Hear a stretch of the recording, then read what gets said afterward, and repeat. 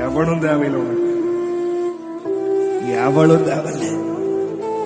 அவன் வேணும், இவன் வேணும், வேண்டாம்.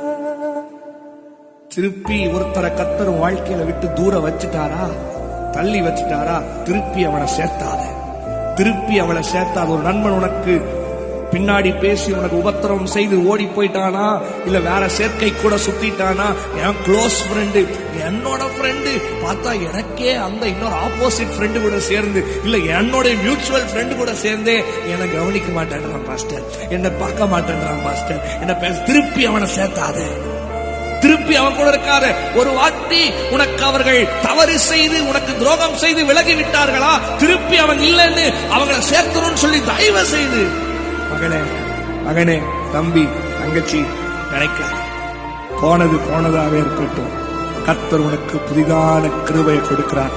அதுக்கு மேல என்ன வேணும்? உன்னோடு இருக்க. திருப்பி அவங்களை சேர்த்தணும்னு மட்டும் நினைக்காத. கர்த்தர் அவங்க இல்லாம நல்லா தான் இருக்கிறீங்க, சமாதானம் தான் இருக்கிறீங்க, ஒன்னும் உங்களுக்கு ஆசீர்வாத குறைவில்லையே, ஒன்னும் நீ ஒண்ணு சோறு இல்லாம ரோட்ல தெரியலையே, நல்லா அது காட்டிலும் அவங்க இருந்த போது காட்டிலும் இப்போ நல்லா தானே இருக்கிற. So don't worry. உன் கிருபை உன்னை நடத்தி வந்தார்ல, சுமந்து வந்தார்ல, அவர் உனக்கு நல்லவராக இருக்கிறார், உனக்கு நன்மை செய்வார். தைரியமாறு கையை உயர்